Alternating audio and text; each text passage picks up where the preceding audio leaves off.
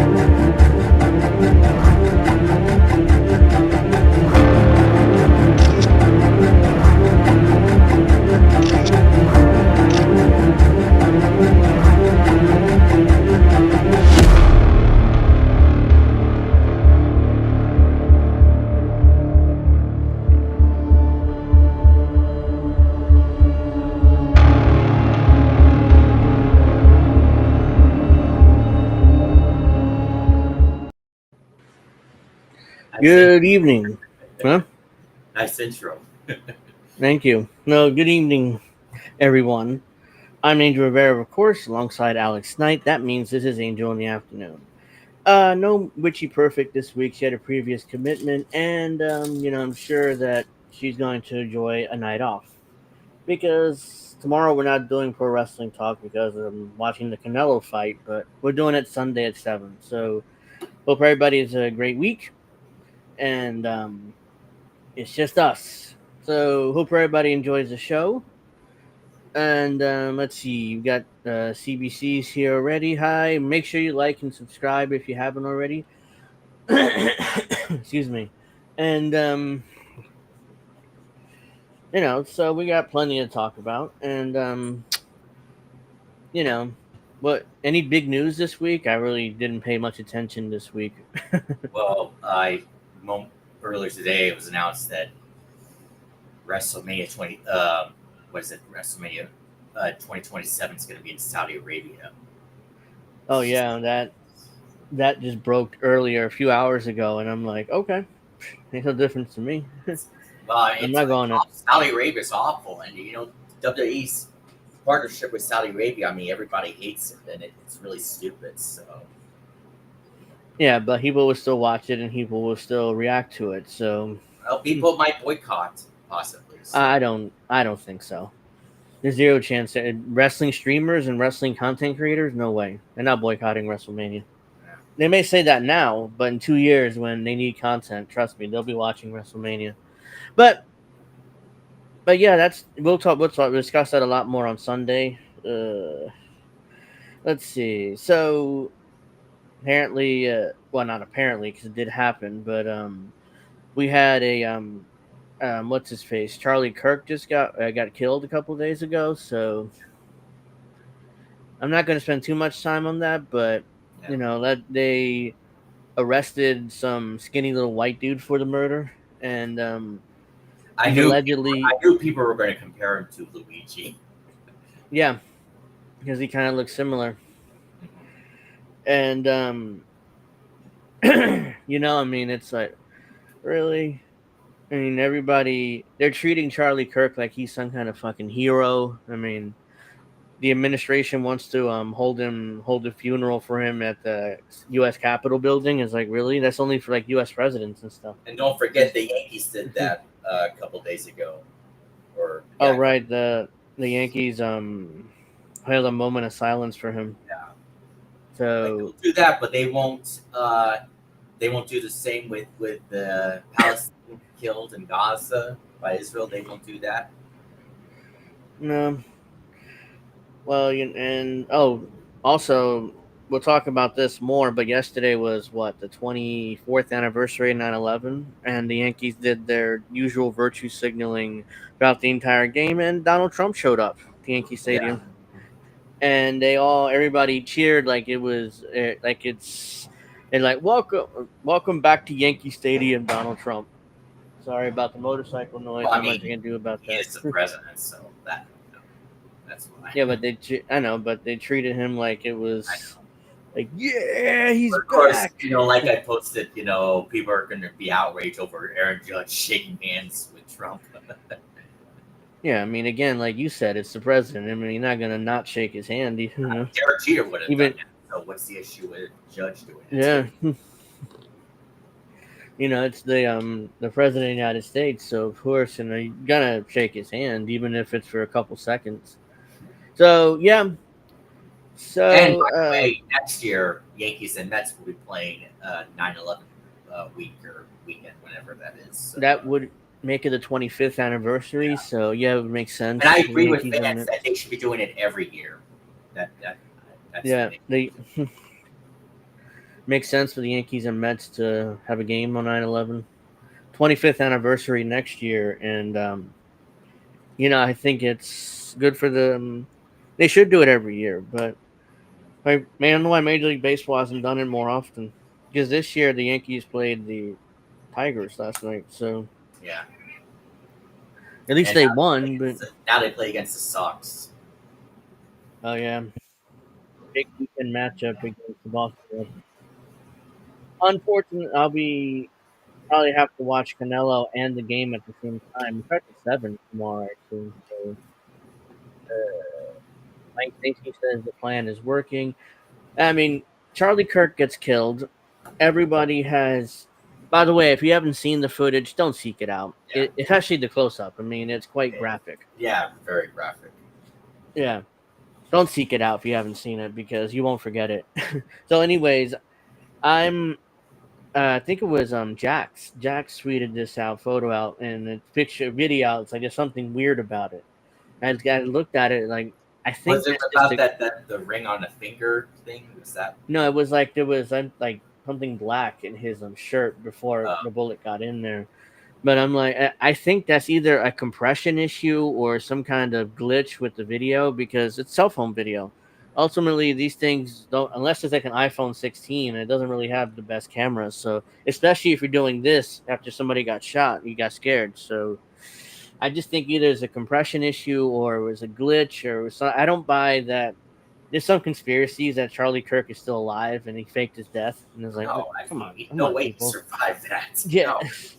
Yeah, that's the video was AI, that it wasn't real. Like, look, I'm into conspiracy theories and open minded about that type of stuff, but no, no, he's gone. Like, there's no way And that he's still alive.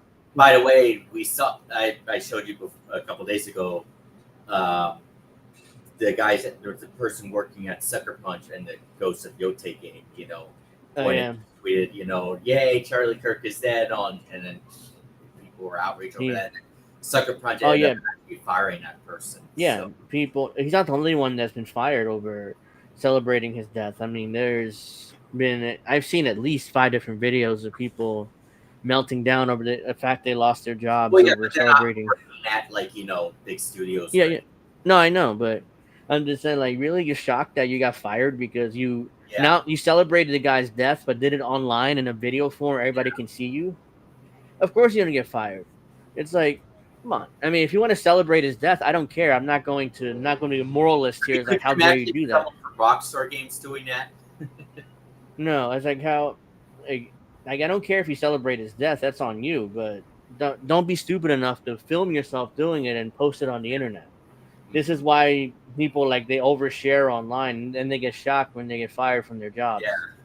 So it's like, of course you got fucking fired, especially with the how outraged conservatives are over this, and they've been, oh yeah, I've been reporting everybody who celebrated Charlie Kirk's death to their employers, and they're all going to get fired. They're all excited about this, like they're celebrating it's this. really So funny, and obviously we hate both sides, but it's really funny how liberals talk about how Republicans are the worst thing ever. They do the most dangerous things and all that stuff, but yet it's the liberals who's been doing this stuff. When most doing sniping innocent people, they're the ones that are doing that. yeah, well, I mean, they're liberals are trying to get out in front of this and claiming that he's a Trump supporter, and it's like, well, his family apparently Okay, voted for Trump, and but he didn't. He was openly anti-Trump and more liberal than they are. So, yeah, unfortunately, it looks like it's another Democrat who decided to shoot Charlie Kirk in the neck from 200 meters away. Look, and so yeah, he's under arrest. I don't know whether he did it or not. It's alleged, and we'll see what happens. I mean, I don't have much more info because it just happened. They just made the arrest, so Yeah. the only thing I could do is, oh, what's hilarious is Netanyahu immediately came out and said that Israel nothing to do with it. Like you hear this, right? Like, I don't think I. Well, I know he was more. I know he was. He tweeted out he was saddened by Charlie's Kirk death and all that. yeah, but he I don't. literally said I think I may have read a post about that. Yeah, that one. Yeah. Israeli PM Netanyahu denied allegations that Israel assassinated Charlie Kirk, called them absurd rumors. So I he mean, went on I was Newsmax. gonna say that. This is the old Fox host, isn't it? I Yeah, forget her name right I was now, gonna but say she's becoming more of a man lately or something. yeah, it's Gretchen something. Yeah, I forget her name right now, but she's Yeah, the old Fox host. yeah. They go, they have no limits. When you Hmm. hate Jews, when you hate the Jewish state, they're willing to say anything and promote all these That's how she looks. absurd rumors.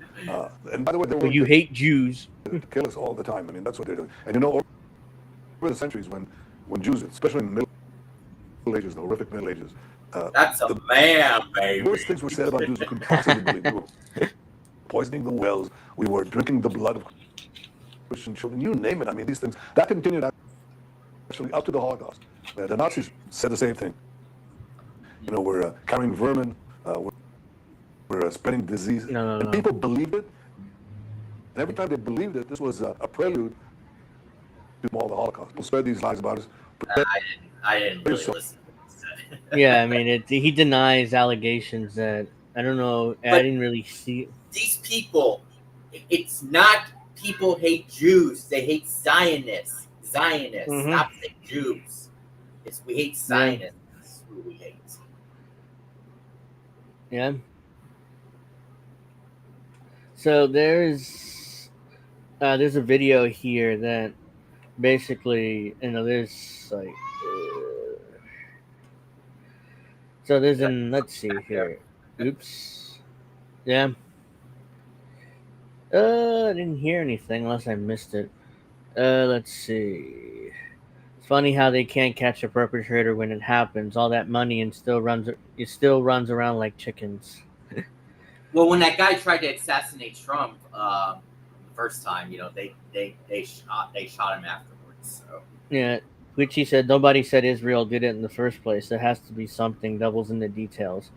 Yeah, I don't. The first time I heard that Israel possibly could have done it was when this allegation that Charlie Kirk was afraid to go against Israel or else they would kill him. So this is at least that's I don't know. I never heard him say that, but people said he did say that. So that's.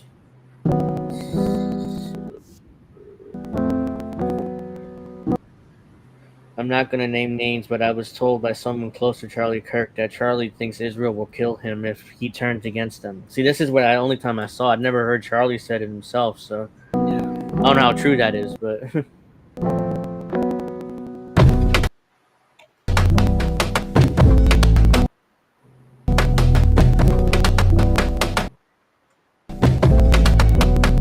see, there's a guy there that gave baseball signals right before he was shot.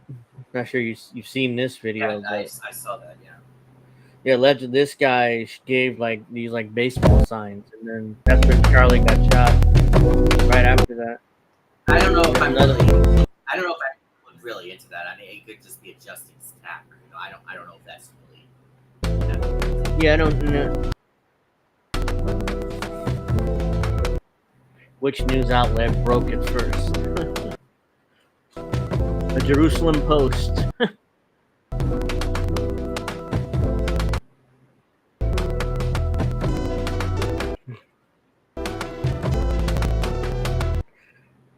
Again, Jerusalem Post broke it as well. They were first ahead of everybody else. So people are probably reading too much into this, but But a lot of coincidences here. Israel that, It's a lot. So, Yes, a lot of coincidences here.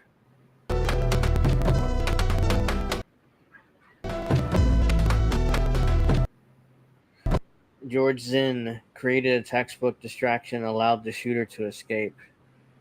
So this guy's allegedly Jewish as well. I mean, Utah is one of the lowest Jewish populations in America. So allegedly, this guy got himself arrested first in order to help the real shooter get away. So again, we ended up arresting the actual shooter allegedly, but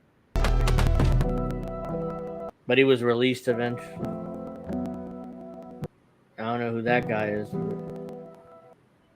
Must mean Israel did it, right?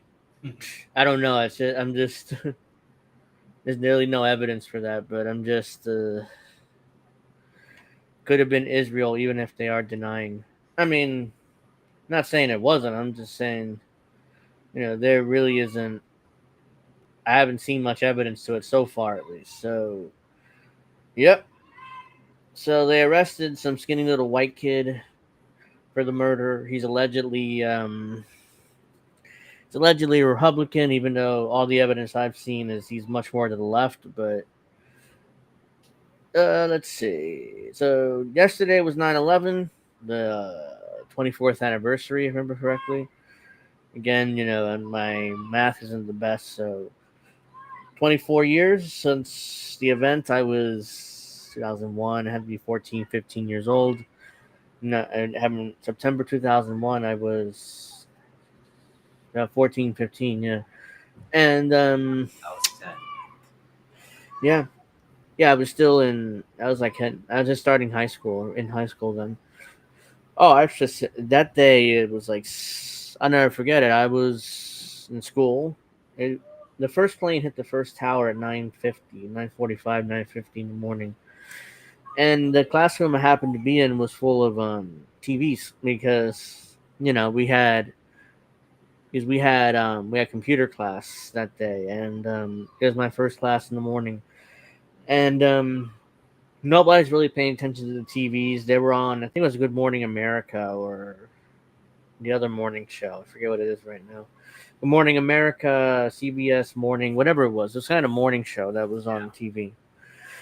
It's 2001, so forgive my forgetfulness because it was 24 years ago. I remember seeing the Anyways, clip from the Howard Stern show when that happened, when he broke the news that plane hit the World Trade Center.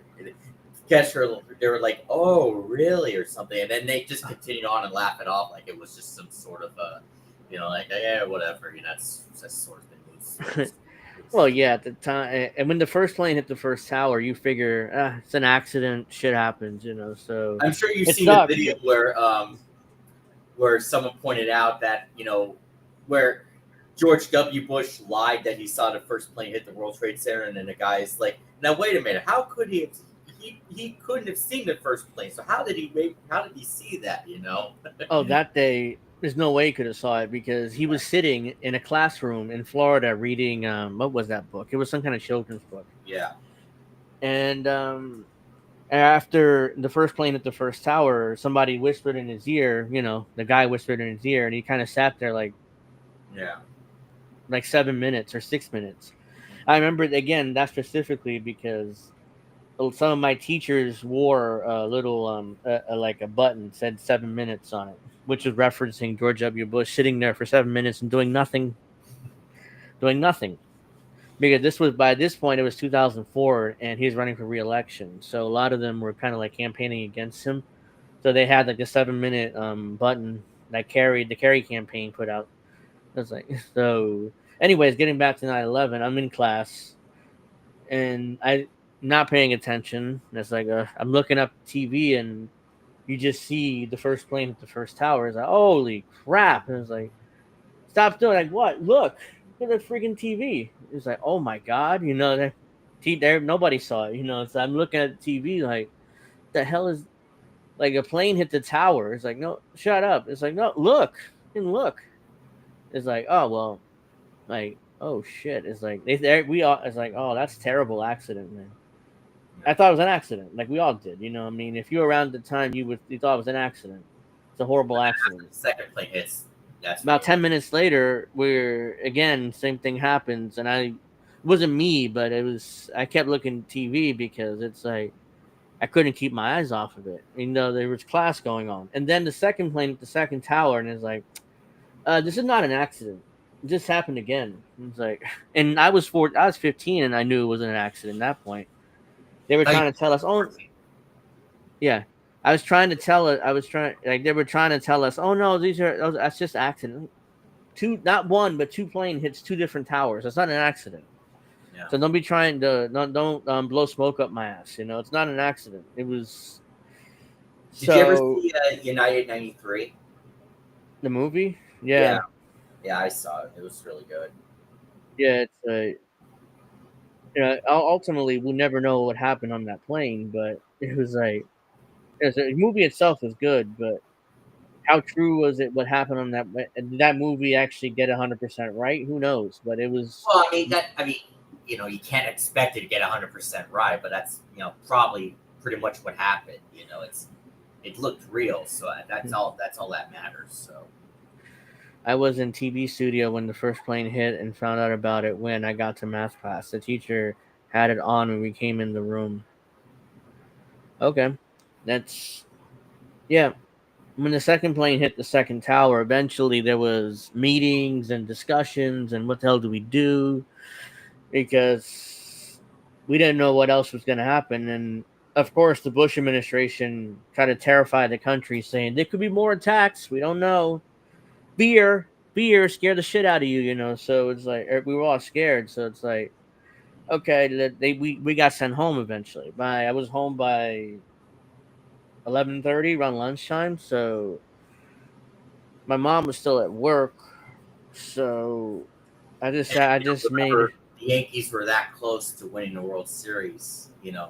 On that year Oh of yeah, 9/11. that But then would have been. Tony Womack and Luis Gonzalez happened. So that was so Yeah, heartbreaking. Not just because no, they were close to winning, but because of 9/11 happening that year too. So yeah, that would have been like poetic, a storybook ending. Even though that tragedy happened, New York Yankees winning a championship that year would have been great, and it would have been their fourth in a row. And nobody's come close to that dynasty team. Nobody's even won two in a row. So it's like, all right, so all right, yeah. So yeah, at the time, and still today, you can't go around swearing on broadcast television. So, anyways, I got home, made mac and cheese, and sat down, and I was more shell shocked. I wasn't really upset or anything like that. It was more like I put on TV to every single channel for like a week straight was nothing but 9/11 coverage. Every single channel, even like sports channel, you couldn't get away from it.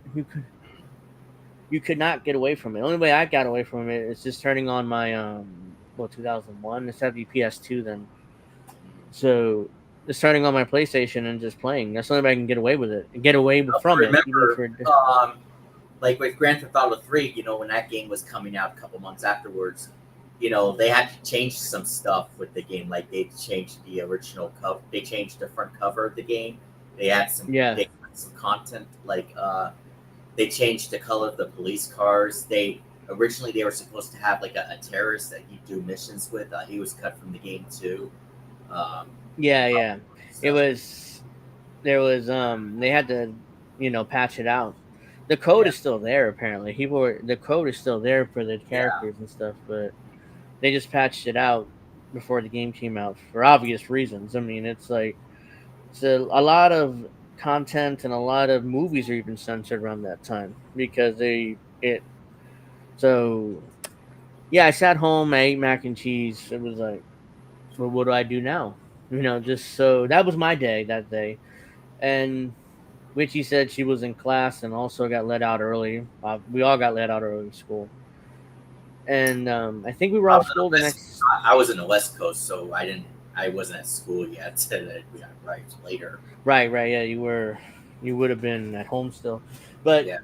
yeah, I mean, we were all let out early in the East Coast because Oh we yeah. didn't know what was going to happen left.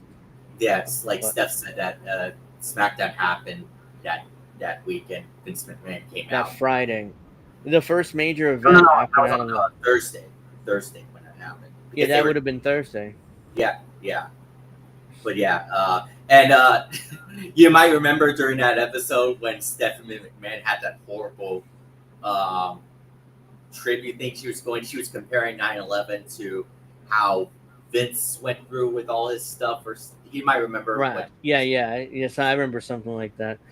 I'm like, what are you doing?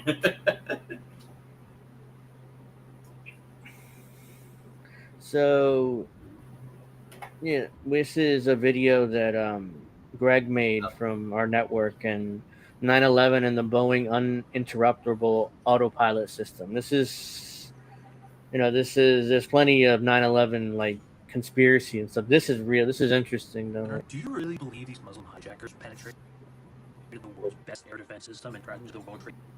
Can you turn it You up? mean to tell me that this guy, Hani Hanjour, who even the New York Times admits was an incompetent and terrible pilot student, conducted a descending and accelerating 330-degree corkscrew return from 7,000 feet west of the Pentagon to arrive precisely at ground level without striking the surface to hit the Office of Naval Intelligence at nearly 500 miles per hour with military precision on his first attempt? By the way, that's impossible.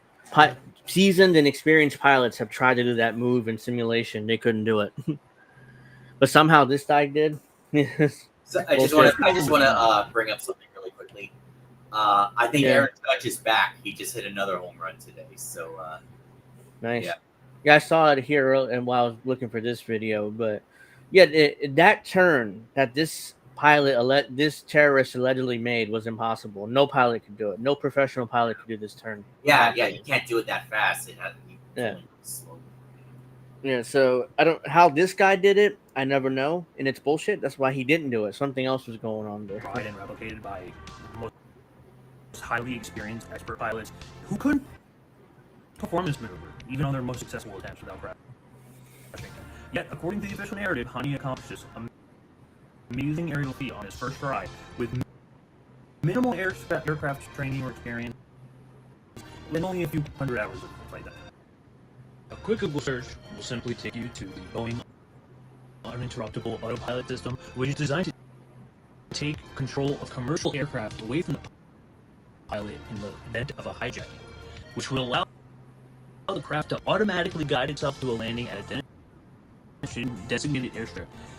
The uninterruptible autopilot would be activated either by pilots, onboard sensors, or remotely via radio or satellite links by government agencies if terrorists attempt to gain control of the flight. And here it is. In 2003, Honeywell, they described this continued development of a ground proximity warning system that can allow GPS-guided aircraft to take control of an aircraft from a pilot during emergencies. Yep, and of course that's memory hold. Oh, but Greg, they wouldn't have that kind of technology back then. Oh yeah, no, they did. They did. Watch this. Wired for radio remote control. Fit with television cameras. The plane was then loaded up with explosives to make the equivalent of a 20,000-pound bomb.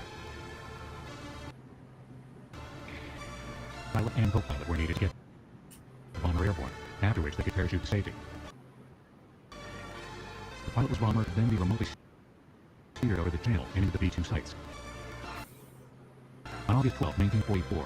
And here, just a couple years before, mid-1990s, Lockheed Martin Dark Star. Look at this. This unusual looking aircraft is a stealth high-altitude, fully autonomous unmanned aerial vehicle. RQ-3 was designed as a stealthy alternative to the famous RQ-4 Global Hawk. Unlike the Global Hawk, RQ-3 stealth technology allows it to penetrate deeper into enemy airspace and gather intelligence. Dark Star first flew in 1996. This aircraft was fully autonomous, which means it can take off, find its targets, gather intelligence data, and land by itself. It's out in the open, folks. Controlled Impact Demonstration was a joint project between NASA and the FAA that intentionally crashed a remotely controlled... What? No, I was just reading two replies saying that, I don't know if it's your connection or the audio is having a bit of issues. I don't know. It's the highest I can get it. I don't know why. No, it's not the volume. It's like kind of skipping or it's like cracking, like you're saying. So. Oh, I don't know. I mean, it seems fine here. So hold on, let me. Boeing 720 aircraft to acquire data and test new technology to aid passenger survival. You take the words of Captain McConnell, who exposes the illegal modification of the Boeing uninterruptible autopilot system prior to 9/11 and the Malaysia 7 disasters. So, controlling remote aircraft via NATO AWACS in the sky. Boeing aircraft has developed an uninterruptible autopilot, tamper-proof autopilot system that allows the crew members or a agency such as the CIA or military to electronically control the airliner through the QRS-11 gyro chip, and the signals to the airliner are sent via satellite to the aircraft itself, which then will be landed safely at any destination selected by the controlling agency.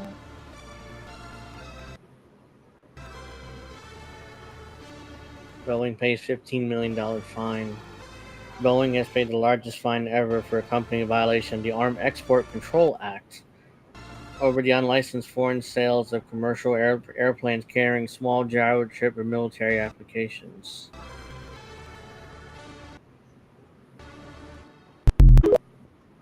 Yep, so there you go.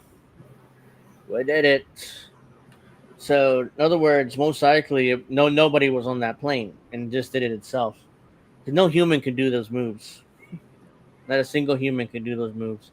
Let me try reloading my my page here because I don't know why video shouldn't be skipping. It wasn't I saw it and it wasn't skipping, so I don't know. Well, anyways, let's see. My brain isn't into reading. Sorry. Hopefully, it's the next one I play a little better. Where is it? I have another one here. I saved so many stuff here that I can barely find what I'm looking for sometimes.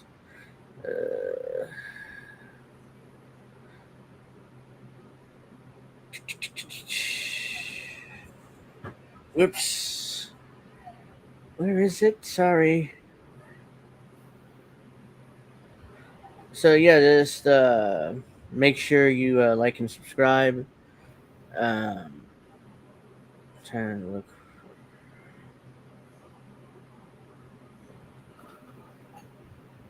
That's way too long. I'm not playing 6 minutes of that. Yeah, so that's 9/11 for you. I mean, there was,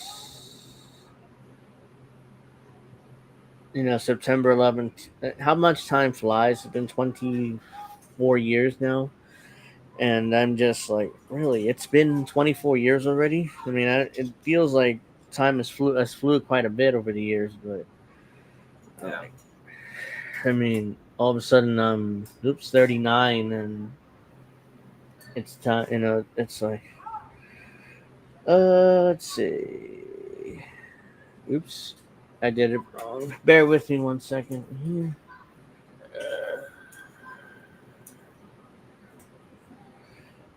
Yes, I know.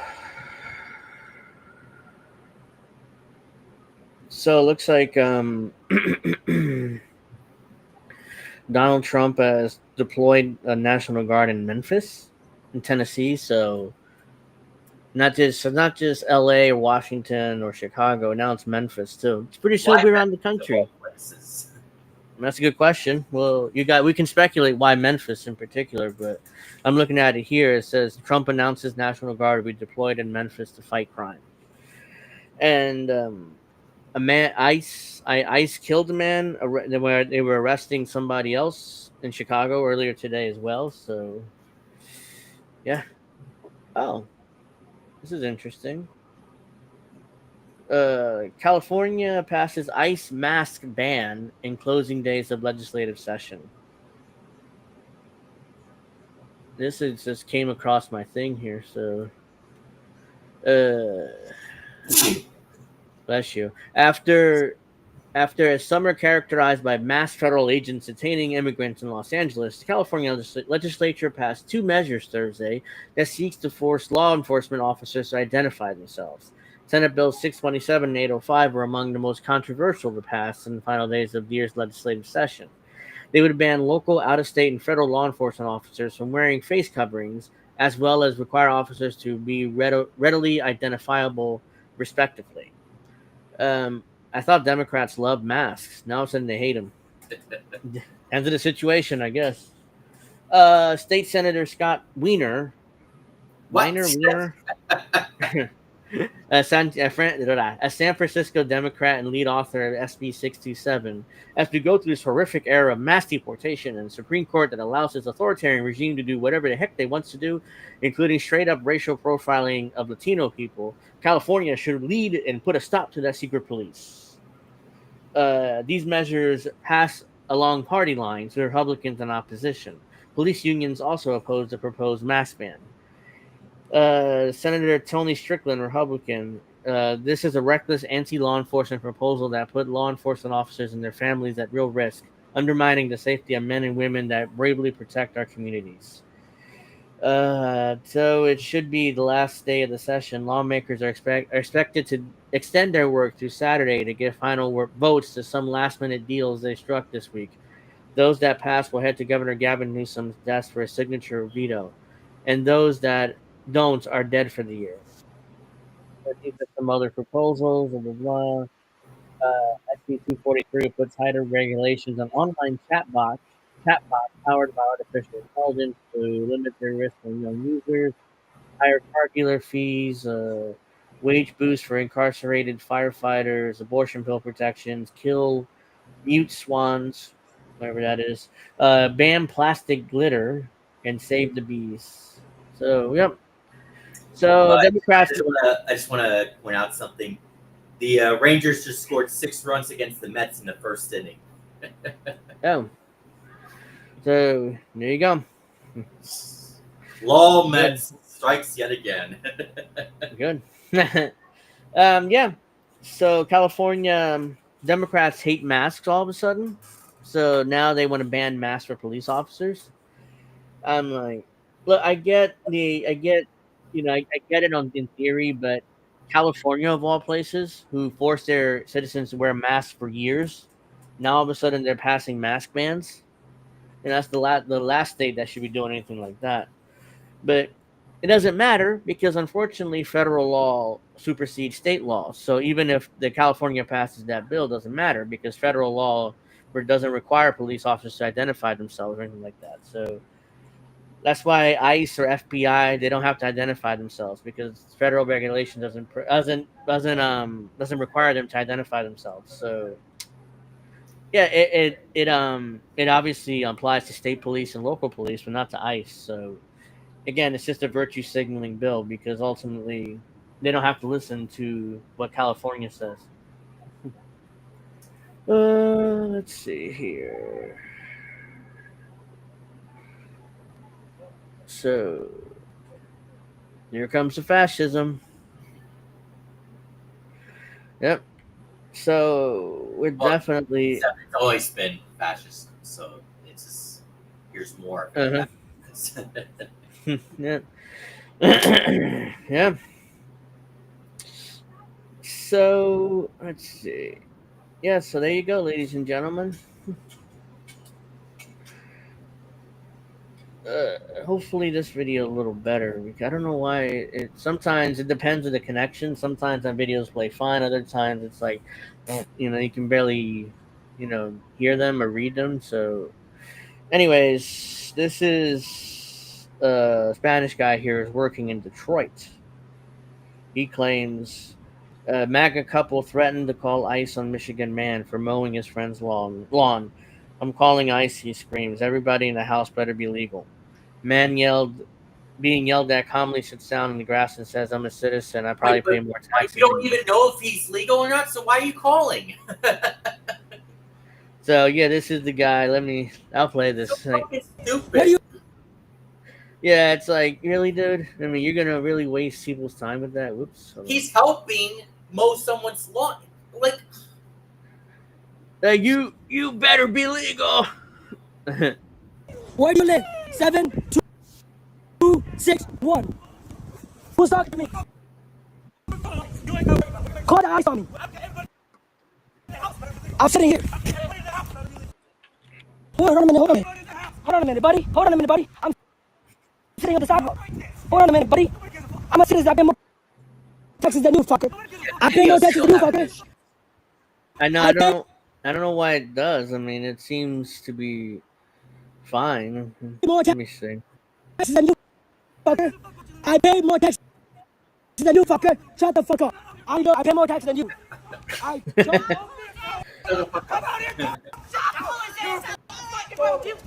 You're a fucking coward. You're a coward. Is what you are. A fucking. This is all you do. Flap your gums.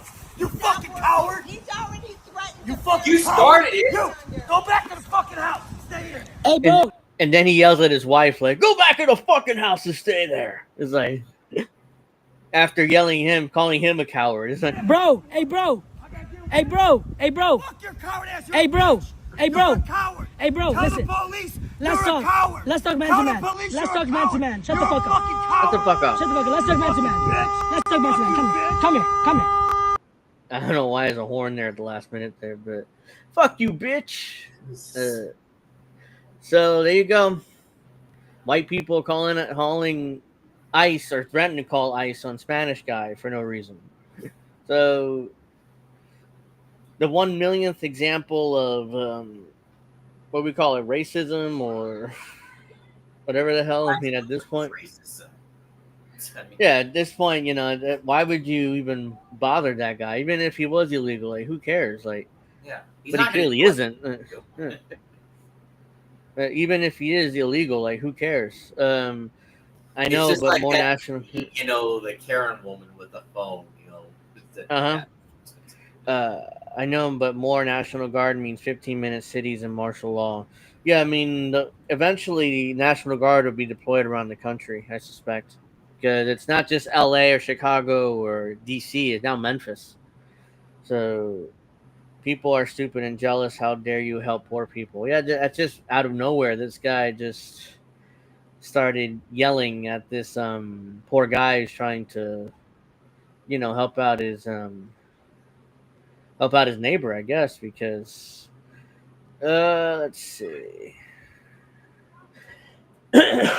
Sorry. Yeah, so let's go here. So before we get to Israel, because we have plenty to say about that, especially since they recently bombed Qatar in order to kill Hamas. They just After- bombed Gaza again today. Not surprising. They do it pretty much every day now. Yeah, But I haven't heard about. I'm surprised you didn't see my post about it earlier today. Yeah, so yeah, not. And I admit I did miss it because I was busy, but yeah, I'm not surprised they bombed Gaza again. But I know they bombed Qatar in order to try to kill Hamas members for some I reason. thought Qatar was I thought it was a country that supported Israel. Am I correct on that? Well, I'm sure that technically they do, but the issue is they had Hamas there, and Israel's like, well, we're gonna bomb them no matter. We're gonna bomb anywhere where Hamas is at. So even if it's an ally, you know. So yeah. So now they've started an issue with Qatar now. I'm sure Qatar isn't happy Or about as being Jimmy bombed. Carter called Carter. Uh-huh. Let's see. So yeah, so we'll get to that a little bit later. Israel has also agreed. What was I looking for? Not that. Let's see. Netanyahu signs off on major West Bank settlement. Oh, of course. I mean, we'll get to that too a little later, but Qatar, Israel strikes killed any hope for release of Israeli captives. So yeah, whatever the Israelis were expecting, it's not gonna happen now. So I just fucking hope Iran bombs them again. well, I don't think Iran is going to bomb Israel for no reason, or at least without Israel doing it first. But so yeah, as everyone knows the U.S. military is beginning to not necessarily call it reoccupy or just remilitarize Puerto Rico because they abandoned most of the military bases in Puerto Rico years ago, but now it looks like they're kind of restocking them again because the administration wants to use it as a staging ground to invade Venezuela. So because Puerto Rico and Venezuela are not that far away, so You could dump Hamas. yeah, yeah. So it's the same thing again. It's like, hey, let's just invade. Let's just use Puerto Rico to invade to invade Venezuela. So there you go. So instead of where is it's like I save stuff and then they disappear on me. So just bear with me 1 second here. I'm gonna find it.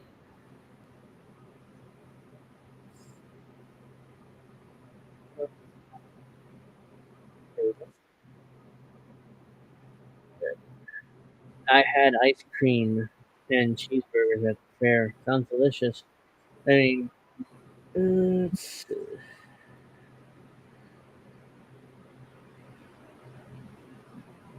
oh yeah. So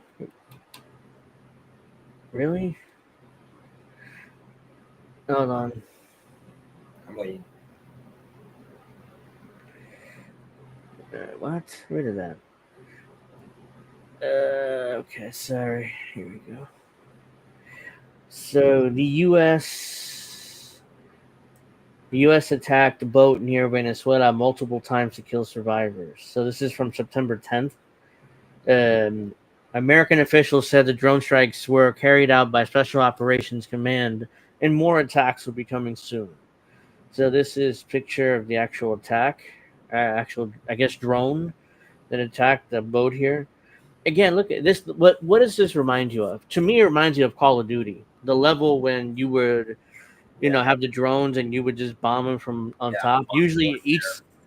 Yeah. each single player campaign usually has a level like this where you're just looking up and you're just bombing whatever's red down there. If everything's red, you just bomb it. It doesn't matter who's there or what it is. But that's what this sort of reminds me of, and which is why when young people join the military, it's like you view it as a video game. Like, look at this. It looks like a Call of Duty game or And a now Battlefield RFK game. is blaming all this Hmm. violence or all the other stuff on video games, which is just so stupid. Of course he is. I mean, absurd. I Yes, just think video games are so bad because they're just so bad. video And game. bad. Yeah, well, shit. I mean, he's ridiculous. He should focus on being head of HHS instead of worrying about video games. Um, People on board the boat off the coast of Venezuela that the U.S. military destroyed last Tuesday were said to have survived an initial strike. According to American officials familiar with the matter, they were killed shortly after in a follow-up attack, or AKA a double tap. So there was a bombing. They survived. Okay, let's hit them again. Boop, dead. That's a war crime, by the way. But whatever stops the U.S., nothing's gonna stop the U.S. So, war crime, they don't care. The boat was under U.S. surveillance for a significant period of time. Those on board apparently spotted the U.S. aerial assets and altered their vessel course. U.S. officials said the boat appeared to have turned back toward shore, after which it was subjected to multiple strikes. Three sources, including Senator Rand Paul of Kentucky, said the boat was attacked by one or more drones. A very small number of Senate and House staffers separately received highly classified briefings about the attack on Tuesday. No senators or House members were in attendance. People familiar with the briefing sold the intercept. So wait, only the staffers were briefed about it, not the senators or members of the House. What were they doing?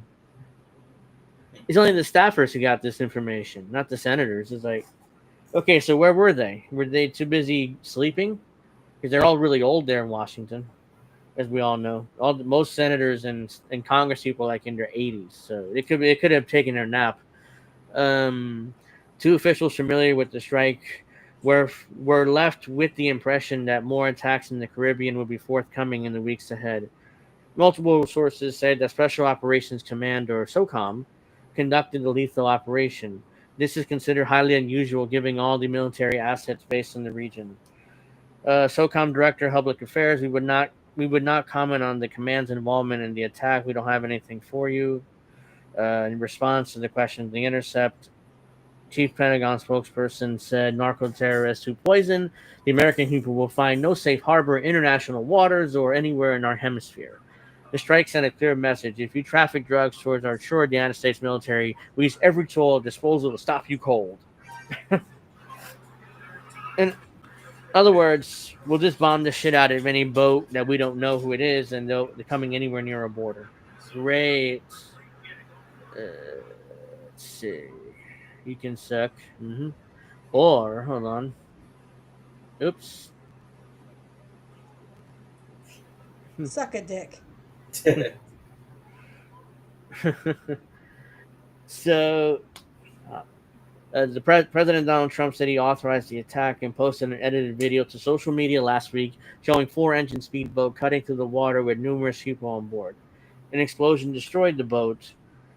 Trump said the strike killed 11 people who he characterized as narco-terrorists, quote-unquote. The administration has offered no evidence to support these assertions. U.S. Secretary of State Marco Rubio made it clear the U.S. could have halted the ship and arrested the crew, but chose to kill them instead. Oh, great. Instead of just going there and arresting them or asking questions, I'll just bomb the shit out of them. No big deal. Marco Rubio said, instead of interdirecting it on the president's orders, we blew it up and it'll happen again. So yeah, they just bombed the shit out of some boats, and they also committed a war crime because they did a double tap, ladies and gentlemen. So, and not only did they admit it, but they're kind of proud of that fact. So I'm not going through this whole article because I just don't feel like reading that much right now. So let's see. Go back. Yeah. So now Puerto Rico is going to be used as a new staging ground for any war that the U.S. is probably going to start with Venezuela. And in fact, it seems like the expectation is that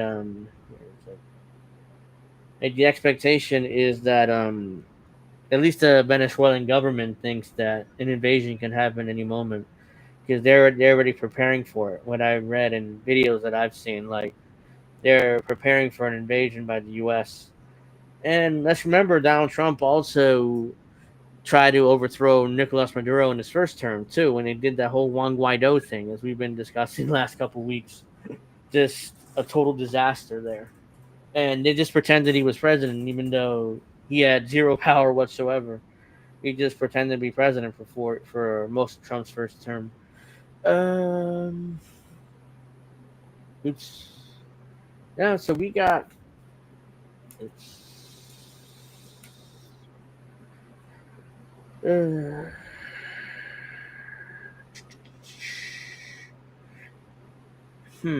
is it? Again, this is hard to find stuff right now. Yeah. U.S. It's. Yeah. This is what I'm looking for. Sorry. Whenever you want to look, I just sent in the group chat I'm in with you and Dave, the baseball group. I sent you a post. You might want to do whatever you want to look at. Okay. Fucking stupid. Hexats visits Puerto Rico as U.S. boasts Caribbean military ops. The U.S. Defense Secretary, or Secretary of War, Pete Hexat, and Air Force General Dan Kane, Chairman of Joint Chiefs of Staff, arrived in Puerto Rico on Monday as the U.S. steps up its military operations against drug cartels in the Caribbean. Their arrival in the U.S. territory comes more than a week after ships carrying hundreds of U.S. Marines deployed to Puerto Rico for a training exercise, a move on some of the island have criticized. Yeah, it looks like the U.S. military is kind of using Puerto Rico to practice again, even though they haven't done that in decades. But Puerto Rico's Governor Jennifer Gonzalez, who's by the way a Trump supporter, said Hexeth and Kane visited on behalf of President Donald Trump's administration to support those participating in the training. Fuck off. See. We thank President Trump and his administration for recognizing the strategic importance of Puerto Rico to the U.S. national security and their fight against drug cartels and the narco dictator Nicolas Maduro, Gonzalez That was said. pretty good stuff. Yeah, I mean, again, he's just using administration talking points. Just calling Nicolas Maduro a narco dictator. I don't even know what that means, but Hexeth and Kane met with officials from the 156th Wing Munoz Air National Guard Base in Carolina, a city just east of the capital, San Juan. Gonzalez said Hexeth spoke to nearly 300 soldiers at the base and thanked those he described as American warriors for their work. The visit comes as the U.S. prepares to deploy 10 F-35 fighter jets to Puerto Rico for operations targeting drug cartels, a person familiar with the planning said Saturday. The person spoke on the condition anonymity because information about deployments are not made public.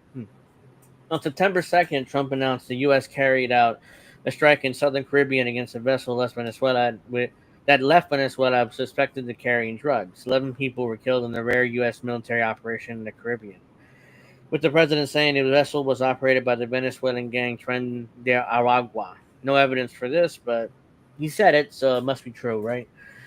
While the Prime Minister of Trinidad and Tobago praised the strike and said the U.S. should kill all drug traffickers violently, reaction from other Caribbean leaders have been more subdued. Barbadian Foreign Minister Carrie Simonens recently told the Associated Press that members of CARICOM, a regional trade bloc, sent a letter to U.S. Secretary of State Marco Rubio asking for an open line of communication on developments.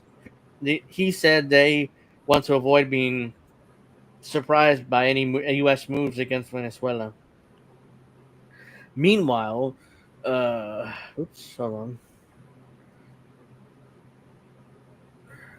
Meanwhile, the Venezuelan government on Monday insisted that the U.S. falsely accusing it of playing a crucial role in the global drug trade.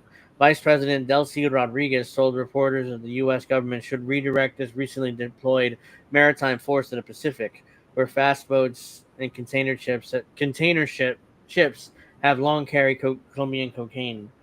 Those ships that are trying to intimidate Venezuela today should be there in the Pacific if they truly want to fight and prevent cocaine from reaching the United States of America, she said. They have a GPS location problem. They are where they shouldn't be. They need to recalibrate their GPS. I think we can expect a lot of Colombian cocaine in GTA 6 or something like that. Oh, yeah, I mean, the Colombians, there's a reason why they're in Venezuela. And it's nothing to do with the drug trade. It's everything to do with Venezuelan oil. Trump is dying for that oil since his first term 10 years ago. So trust me, they're looking for any excuse to actually put boots on the ground in Venezuela. So, and the Venezuelan government knows this, which is why they're basically on war footing at this point, waiting for the U.S. to invade. It's a matter of time, especially if Trump really wants that oil. And he really wants to distract from Epstein and those files. So, Rodriguez. Oh wait, no, never Go mind. ahead. Never mind. I thought that was Steph saying that for a second. Rodriguez, citing reports of the United Nations and U.S. Drug Enforcement Administration, added that Venezuela has nothing to do with the deaths of U.S. citizens from drug overdoses, as the country is not relevant in global drug production. She suggested the U.S. should focus on fighting consumption within its borders. Not wrong there, but the U.S. will never do that because that would mean spending money at home and actually spending money to help people get off drugs. That's not going to happen, so it's easier just to bomb the shit out of everything. That solves a lot. That's what the U.S. thinks can solve. That's what the U.S. thinks can solve problems. It's the ununited States of America. Uh-huh. Coke for everyone. Yep.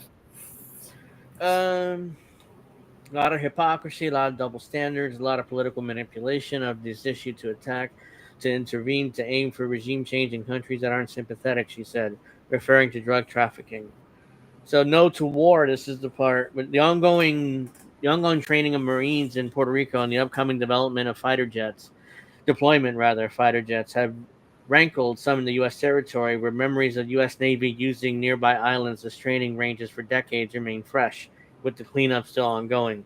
And by the way, they're still cleaning up those islands to this day. After the Navy used it for target practice for decades. The April 1999 death of civilian security guard David Sanes Rodriguez sparked large protests at the time, eventually leading to the U.S. military leaving the island. Rodriguez was killed after two 500-pound bombs were dropped near him as a part of a training mission in Vieques. We know Vieques, it's a big city in Puerto Rico. Not big city, but it's the area in Puerto Rico where the U.S. military would be at training and have their bases at and stuff. And they've been pretty much gone from Puerto Rico ever since, the military. But now they're back. They're back and ready to go. On Sunday, dozens of people gathered outside the National Guard base in Carolina to decry the heightened U.S. military presence on the island. They held signs that said no to war and no to military bases in Puerto Rico. Yep. Organizers also warned against the use of Puerto Rico as a staging ground for potential U.S. military actions in the region. We denounced the existence of the military bases in Puerto Rico. Gonzalez had dismissed the concerns, saying that Puerto Rico is playing an important role in Trump's ongoing fight against drug trafficking since it represents a U.S. border in the Caribbean. She also noted that the ongoing training of the Marines involved logistics exercises and no ammunition. So Puerto Rican governor is basically doing PR for Donald Trump here in his administration. Puerto Rico's a great country. It's a great country. I love the people there. They're so tremendous. Yeah. You will own nothing, be happy, and eat sea bugs. There you go. Marines in Puerto Rico. Sulu Lopez, a spokesman for Puerto Rico's National Guard, told the AP that a group of Marines are currently training on the island are not tied to the U.S. Maritime Force recently deployed to the Caribbean waters. One thing nothing to do with the other, he said, adding that the training in Puerto Rico was pre-planned. Lopez said he did not know exactly the training exercise in Puerto Rico was first planned, but noted that such exercises are usually planned about a year in advance. He said that training began on August 31st, but he does not know when it will end or how many Marines are involved. He said they are practicing amphibious maneuvers, a variety of vehicles. So they were basically amphibious means ocean vehicles and stuff like that. So let's see. Meanwhile, Gonzalez said last week she estimates more than 1,000 Marines were on the island. The U.S. Marine Corps issued a statement on August 31st, noting that the Marines and sailors from the 22nd Marine Expeditionary Unit would be conducting amphibious training and flight operations in southern Puerto Rico. The challenging terrain and tropical climate in Puerto Rico provides an ideal environment for the 22nd MEU to conduct realistic amphibious training and hone specialized skills such as patrolling, reconnaissance, and survival techniques, ensuring a high level of readiness while forward deployed, the Marine Corps said in a statement. It wasn't immediately clear how long Hexeth and Kane planned to stay in Puerto Rico, or if they planned to visit other sites while on the island. Lopez, the National Guard spokesman, declined to comment on specifics of the visit. So, yeah, they're using Puerto Rico as a staging ground for invasion, which is what's going to end up happening. I mean, I don't see how... There's really no reason for Puerto Rico to be on the island there unless they're... or the U.S. to be in the island unless they're planning some sort of military invasion of the island. So, yep. Another example of Puerto Rico being fucked here, and there's almost very little that can be done about it, because if the administration wants Puerto Rico there, or the military in Puerto Rico, it'll be there. Let's see. Where are we going to go with this? Here we go.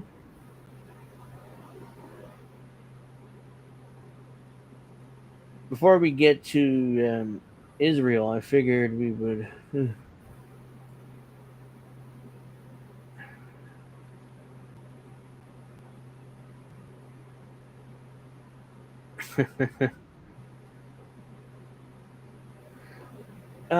yeah. Oops. There you go.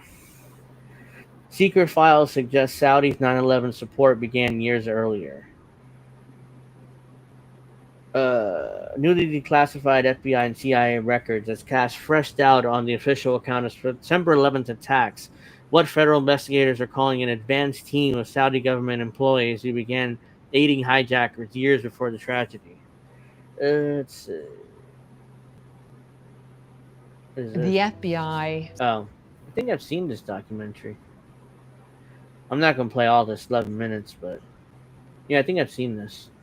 Um, the FBI and CIA documents, which were obtained by independent journalist Catherine Herridge, I don't know, revealed that two Saudi government employees may have served as an advance team for the September 11th hijackers, fundamentally challenging the official timeline by pushing potential Saudi involvement back to December 1998, nearly 3 years before the attacks that killed 3,000 Americans.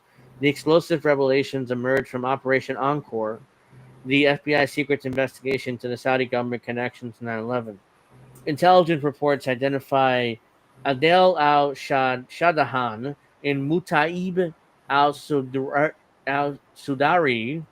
as Saudi Ministry of Islamic Affairs officials who then arrived in Southern California in December 1998, 13 months before the first hijackers landed in Los Angeles. William Evanina, former FBI veteran director of National Counterintelligence Security Center who investigated 9/11, that the documents and videos make it pretty clear that they were here for that particular reason. The critical question remains at whose behest they operated, whether from the Saudi government or they were working for Al Qaeda directly and just happened to be Saudi employees. The most compelling evidence includes video from June 1999 showing the Saudi operatives conducting surveillance of Washington, D.C. landmarks, later identified as potential Al Qaeda targets. The footage captures the White House, the U.S. Capitol building, with what investigators describe as specific intent, focusing not only on the visual, visualization of multiple sides of the building, but also security detail. Ibiana noted this was clearly not a tourist video. I think I've seen this video where this one Saudi guy just kept filming every corner of the Capitol building in particular. So I've seen that video before. British authorities discovered these videos during a raid on Omar al Buyami's Birmingham apartment just 10 days after 9/11. Al Buyami, described by Iviana as the fixer, the facilitator, the leader of the surveillance cell, wrote letters to Saudi government officials referencing complete cooperation and advanced coordination in place. The declassified records reveal a sophisticated support network involving multiple Saudi officials. Fahed al Thuarmi connected to the King Fayed Mosque in Los Angeles and identified as a reputed Islamic fundamentalist worked alongside American cleric Anwar al-Awlaki, who later became a major al-Qaeda leader before being killed in a CIA drone strike. The FBI assessed there were a 50-50 chance that al-Awlaki had advanced knowledge of 9/11. Particularly significant as the February 2000 Welcome Party video, which accountability group 9/11 Justice highlighted in April 27, 2025 press release for two hijackers in San Diego. The footage shows Al Buyami instructing the videographer not to film one side of the room, but when the camera accidentally captured that area, it reveals Mohammed Al-Khatani, identified in court records as a Saudi government religious official. Viviana called this another direct tie to an actual employee of the Saudi government in the welcoming party for two soon-to-be hijackers. The declassified documents indicate that Al-Sadan and Al-Sudwari lived in the same San Diego address where the hijackers would later stay. The investigator developed evidence showing the hijackers traveled from Arizona to Virginia in April 2001, passing through Oklahoma and Missouri where the same Saudi operatives had been assigned. Iviana believes that these locations served as check-in spots where they had to check in with trusted people who helped facilitate their arrival. A 130-page FBI report concluded the Saudi government officials knowingly provided a support network, stating that their involvement would logically be supposed to have knowledge or concurrence of KSA government. The report describes a militant network that was created, funded, directed, and supported by the KSA and its affiliated organization, diplomatic personnel within the U.S. These revelations carry significant implications for ongoing litigation by 9/11 families against Saudi Arabia. These documents emerged following President Biden's executive order directing declassification after families threatened to boycott memorial events without transparency. So let's see a little bit more here. Let me say, Iviana emphasized that hijackers did not speak English and had never been to the United States before, making such a support network critically needed for such a sophisticated plot. He called on the current moment a once in a lifetime opportunity for the FBI, CIA, and administration to work with 9/11 families and deal directly with the Saudi government for access to these individuals. That's not going to happen. Do you think Donald Trump is going to give up his buddies in Saudi Arabia? Never. Uh, these documents were obtained in fall 2001 but never provided to the 9/11 Commission, raising questions about whether the evidence remains classified. Saudi Arabia continues to deny any involvement in the attacks despite mounting circumstantial evidence of official complicity in the deadliest terrorist attack on American soil. This. Oh, that wasn't a soundboard. No, that was I thought it was a motorcycle. flush or something saying, that's like full of Uh-huh. shit. Yeah, no, that was a motorcycle out here. Oh. Yeah. So the Saudis and they swear up and down they have nothing to do with it's 9/11. So it's just a load of crap. All I have to say, what do you think? Really, the Saudis keep swearing they have nothing to do with 9/11. Yeah. I mean, yeah, I say this like, Why the fuck you lying? Why you always lying? Oh my god. Stop your fucking lying. that's what I got to say about that. That guy say, why? Oh, no, he said, why are you running? I was thinking he's saying, why are you lying? But he actually said, why are you running? But yes. Yeah, it's like, that's what I say. It's like,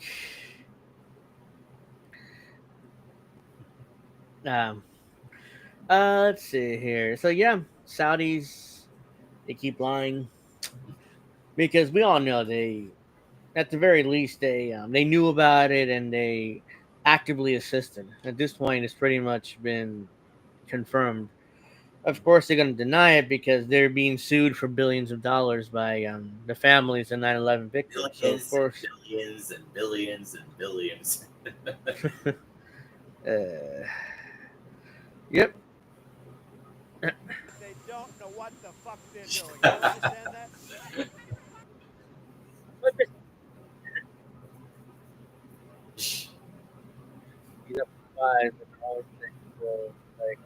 Suck a dick.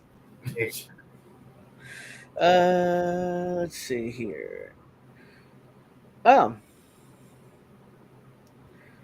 I forgot to.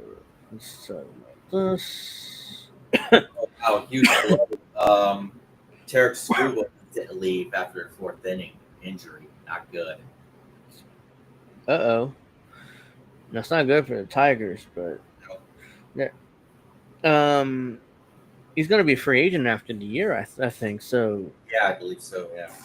yeah. So right now I'm like, oh no. Hopefully he's not hurt that badly. So Yeah. if the Yankees have a good shot of landing him. House passes defense spending bill that includes repeal of Iraq War authorizations. The legislation provides $900 billion more of funding for the Department of War. And it says Department of War. So the House of Representatives passed its version of the annual Pentagon spending bill. The legislation includes the repeal of the authorization for use of military force for the Gulf and Iraq wars. The 2026 National Defense Authorization Act passed the House Wednesday 231 to 196. The vote mainly fell along party lines, with 17 Democrats voting in favor of it and 4 Republicans voting against it. 17 Democrats like, yeah, let's keep funding the Pentagon the way we were funding. Remember, the Republicans are the worst. They're the absolute worst. Yeah. Right? Yeah, we have to remember that. You know what I mean? The National Defense Authorization Act includes a lot of fucked up, spying on us. But yeah, let's just keep passing it. The NDAA is the annual Department of War funding bill. The House and I mean, Senate can they typically, just stop their fake hatred with Trump already? Everyone knows it's bullshit. They need to just stop with that. yeah, it's like Yeah. uh, the NDAA is the annual Department of War funding bill. The House and Senate typically pass separate versions of legislation, and then the leadership in the upper and lower chambers meet in the conference committee to roll out a compromise bill. Regarding the AUMFs, repealing the AUMF may have support in the Senate. In 2024, the Senate passed legislation by a wide margin that repealed 2002 and 1991 authorization use of military force bills. The House version of the NDAA includes a provision that would repeal the 1991 and 2002 authorization of use of military force. The laws are responsible for allowing the president to start the Gulf and Iraq wars. While the AUMF are rarely invoked today to justify military action, during his first term, President Donald Trump asserted the 2002 AUMF gave him the authority to assassinate Iranian General Qasem Soleimani in Iraq in 2020. And Witchy's talked about that plenty. Sorry, plenty of times. The 2001 AUMF, passed in the days after the 9/11 terror attack, is the authorization that presidents have relied on to wage war across Africa and Asia. By the way, this is the one that's supposed to attack Iraq and Afghanistan. Why are they using it to attack Africa and Asia? Who knows? But they can get away with it. So the provision repealing the AUMF was inserted into the text of a bill during the amendment process in the House Rules Committee. The repeal was introduced by Democrat Jim McGovern and only passed with the support of 3 members of the Republican House Freedom Caucus. The full House also voted on the AUMF Amendment 261 to 167. 49 Republicans joined most Democrats voting in support of the change. The top Democrats at his party largely voted against the NDAA because they did not get any of the amendments they offered into the bill. We didn't get any amendments or debates we wanted, not a single solitary one. So that's why you voted against it. Let's say the Republicans put in 1 or 2 provisions. You would have voted for it? Yes, they would have. That's the thing. That's how they wanted more say. They wanted more say, and the Republicans didn't give it to them. So they're mad. Like, oh, so we voted against it because they didn't listen to us. Not because it's a horrible bill, because they didn't listen to us. The legislation also includes $893 billion in funding for the Department of War, the U.S. nuclear weapons program, and foreign aid. And Representative Marjorie Taylor Greene previously tried to amend the NDAA to remove the $500 million for military aid for Israel.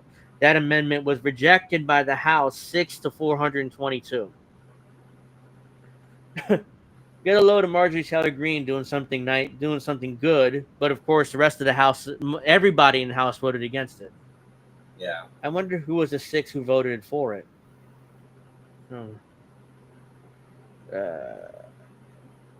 So I see here. Oops. Oh no, we're good. I see here it says 6 yeas, 422 no's, 0 present, 9 not voting.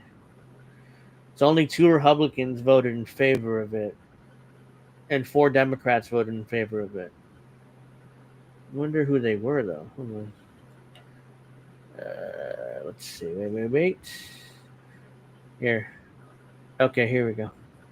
So who voted in favor of it? Al Green from Texas. That guy, Green. he's a fake, in my opinion. Yeah. I don't know who this guy is. Green. Marjorie Taylor Greene, obviously. Duh. Hold on. Let me. Oops. Wait. This is now. Here we go. Al Green from Texas, Marjorie Taylor Greene from Georgia, Lee from Pennsylvania is a Democrat, Massey, of course, he voted for it. He did the right. Omar and Tlaib. Which name is not there? AOC is not there, by the way. That's the one name I was looking for. Become the divider with the squad. It's really funny. Yep. So AOC voted for this. voted against, the 500 million or stopping funding for the 500 million to Israel.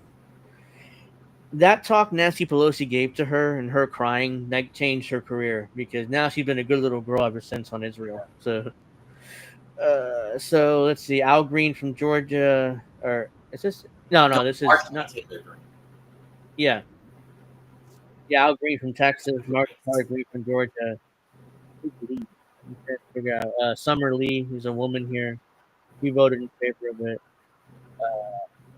So yeah, only 6 out of 420, 400 and whatever the number was. I lost track right now. I remember, Al Green, he's such a faker. It's like, how dare you do that, he called Uh-huh. out Trump for, the Gaza thing, but he never said a word when Biden was doing it, and, No. and of course, Kyle Gawinski, he falls for it every single time. He Speaking of falls Kyle for it. Gawinski, I send the group, multiple groups, a video of him reacting to Charlie Kirk shot. I noticed, I don't know if you noticed, but he looked like Kyle gained weight. At least to me, he did. Oh yeah, I saw you put that there. I didn't watch it, but I did see you put it there, and it's like he did look like he gained weight. I Yeah. really don't watch him much anymore, but Now yeah, he it has seems like. earrings on I think his left ear now. I'm like, what are you doing? Oh yeah, his women's earrings now. Like, come on. I mean, he's like, the dude is like, he's younger than me, and he was like, he's going through the midlife crisis because he has the bleach blonde hair, women's earrings. He wears, and he just, I don't know, whatever. It's like what CM Punk said. You don't wear the pants in the family, but you do wear her panties, don't you? He is referring to Triple H and Stephanie there. So that's when he was feuding with Triple H about 15 years ago at this point. So before we get to Israel, I figured that we would go to. Hey, you still here? Thank you. I love all my audience. Everyone's here on this Friday night. Greatly appreciate it. The U.S. bombed Somalia for the 75th time this year.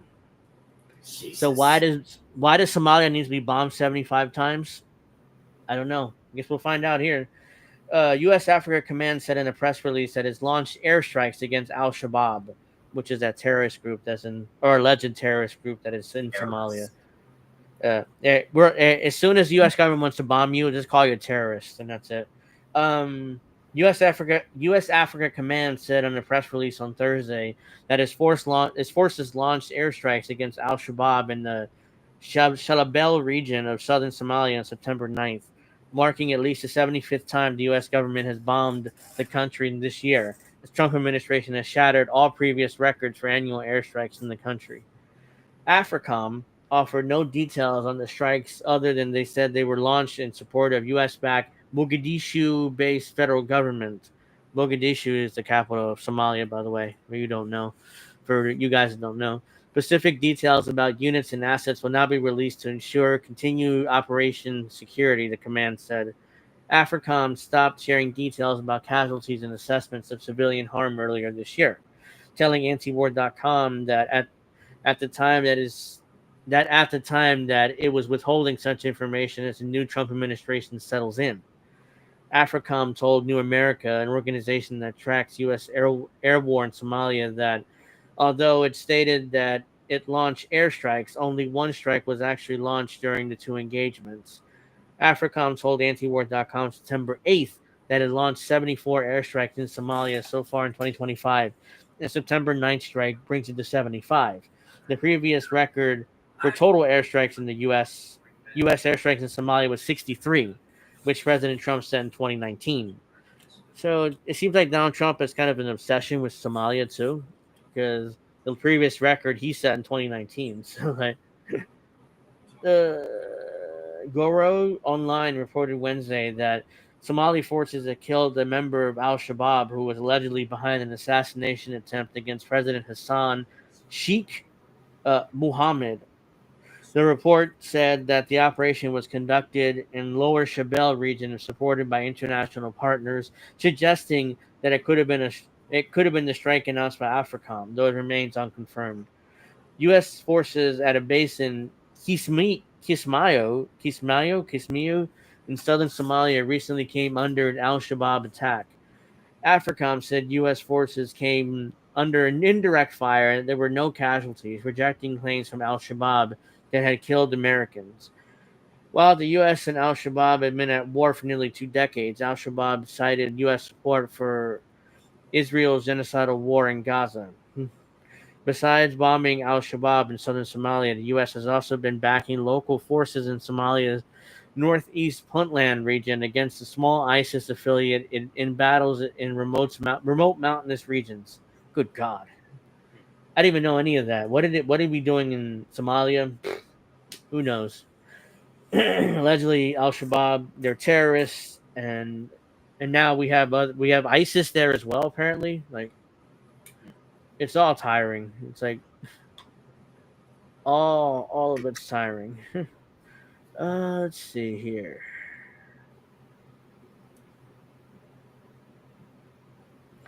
Let's get to Israel and their attack on Qatar. Um, Qatar says Israel strikes killed any hope for release of Israeli captives in Gaza. Qatar's prime minister said he met with the family members of one of the Israelis held in Gaza in the morning of the attack. Qatar Prime Minister Sheikh Mohammed bin Abdulrahman Al Thani said that Israel's airstrikes on Doha that targeted Hamas officials killed any hopes of release of Israeli captives in Gaza. Throughout Israel's genocidal war in Gaza, Al Thani has served as a mediator between Israel and Hamas and said that he just met one of the family members of an Israeli who is still being held in Gaza. I was meeting one of the hostage families in the morning of the attack, he told NBC News. They were counting on this mediation. They have no other hope for that. I think what Netanyahu done yesterday has killed any hope for these hostages. Here's the thing. Netanyahu doesn't give a shit about those hostages. Zero. None. In fact, he would prefer them to be held. That way is an excuse to keep attacking Gaza. I don't know why people are naively think that Netanyahu wants, these hostages to be released. Because if the hostages are released, then he has no reason to keep attacking Gaza. So they're not going to be released. In fact, I think he would prefer them dead. That way he has justification to keep bombing there forever. Let's see. On Thursday, Al-Thani addressed an emergency meeting in the U.S. Security Council and made similar comments. US? Extremists. What? Did you say US? I might have said U.S. I meant UN. The U.S. Security Council made similar comments. Extremists that rule Israel today do not care about the hostages. Otherwise, how do we justify Those are the two words timing? that I hate today: terrorists and extremists. That's the two words I hate. Yeah, well, they're used interchangeably by the U.S. and by the West these days. So, extremist, terrorist is like means the same thing to the U.S. government or most of the West, anyways. Israeli airstrikes targeted Doha after the U.S. had passed a ceasefire proposal to Hamas. According to Hamas officials, they were gathered to discuss the proposal when the Israeli missiles hit. Despite the attack, Al-Thani vowed that Qatar would continue our humanitarian diplomatic role without any hesitation in order to stop the bloodshed. So even then, Qatar is like, they have no intention on attacking Israel, even though they probably should because they attacked their territory. But 15-member Security Council released a statement condemning the Israeli attack, which means it has the backing of the U.S. The members of the Security Council expressed their condemnation of the recent strikes in Doha, the territory of a key mediator on September 9th. They expressed deep regret at the loss of civilian life, the council said. Yeah. However, the U.S. envoy at the meeting defended Israel from charges that it didn't want a ceasefire. It is inappropriate for any member to use this to question Israel's commitments for bringing the hostages home, said acting U.S. Ambassador Dorothy Shea. So, of course, the U.S. ambassador has to suck up to Israel. Oh, no, of course, they want to bring the hostages home. No, they don't. They absolutely do not. President Trump has claimed he's very unhappy about the Israeli attack on Qatar. Sure he is. Sure he's very happy. He did say, he's very, I saw him say this. I'm very unhappy about it, but Not much. He basically had that look on his face. Not much I can do about it. But Israeli media reports that the U.S. gave the green light for the attack. There's also no signs that the strikes will impact the U.S. military support for Israel. So now the Israeli media claims, well, the U.S. gave Netanyahu permission to attack. So I don't know why Trump is saying he's very unhappy. He's talking out of both sides of his mouth. Publicly, he's very unhappy. Privately, oh yeah, go ahead, attack Hamas. Who gives a shit? So he has a public position and a private position. In a private position, yep. So as usual with Donald Trump, it's like, why the fuck you lying? Why you always lying? Oh my God, stop you fucking lying. Like usual with Trump, right? It's always lying. Let's see here. He's a public position and a private position. Ever since the Clinton campaign, and Trump made fun of Clinton for that too. And ironically, as president, he's doing pretty much the same thing. Let's see. Look at this. More Israeli war crimes and horrific events here. Israeli attacks and starvation kill 79. When they attacked Gaza today. Oh wait, no, this was yesterday. Never mind. Yeah, this was yesterday. Yeah, but Israeli attacks and starvation killed 79 more Palestinians over 24 hours. How pathetic it is that they do it on 9/11. Yeah. The Gaza's health ministry said Thursday that Israeli forces killed 72 Palestinians and wounded 356 over the previous 24-hour period as U.S.-backed Israeli attacks continue across the Strip. On top of the violent deaths, at least 7 people, including 1 child, died of malnutrition amid the ongoing famine due to the Israeli siege. This brings the total number of deaths to malnutrition to 411, including 142 children. The health ministry wrote in Telegram. Go ahead. About that? I can't think of his name right now. You know, the fat congressman. Randy Fine, yeah. Of course he is. And he's eating all the food, too, while doing so. The Israeli military continues offensive at conquering Gaza City on Thursday, destroying more residential buildings and killing dozens of people as it's ordering all civilians in the city to flee to Al-Mosari tent camp in southern Gaza. Medical sources told Al Jazeera at least 31 Palestinians were killed in Gaza City throughout the day on Thursday. While telling civilians to flee south, the Israeli military continues to bomb the south. So where the fuck are they supposed to go? You telling them to flee south, okay, fine. Oh, we're gonna bomb the south too. So it's like when you might as well just tell them to stay there and bomb all of them. It's ridiculous. According to the Palestinian news agency, Israeli airstrikes killed at least 4 people in the southern city of Khan Yunis. Israeli forces also continue to kill desperate Palestinians seeking aid. Sources told Al Jazeera at least 15 aid seekers were killed on Thursday, while the health ministry said that in its daily update, which it releases about midday Gaza time, that it recorded the deaths of 9 aid seekers over a 24-hour period. Since the end of May, when the U.S.-backed Gaza Humanitarian Foundation, GHF, again, we've talked about them plenty, began operations in Gaza, the health ministry recorded killing of 2,465 aid seekers and the injuries of 17,948. The death toll includes people killed near GHF sites or while attempting to reach aid trucks. The health ministries... Sorry, I just want to interrupt you for a second. Looks like on SmackDown, Brock Lesnar had his pants ripped. What? It was unscripted. Oh, wow. Okay, that's interesting.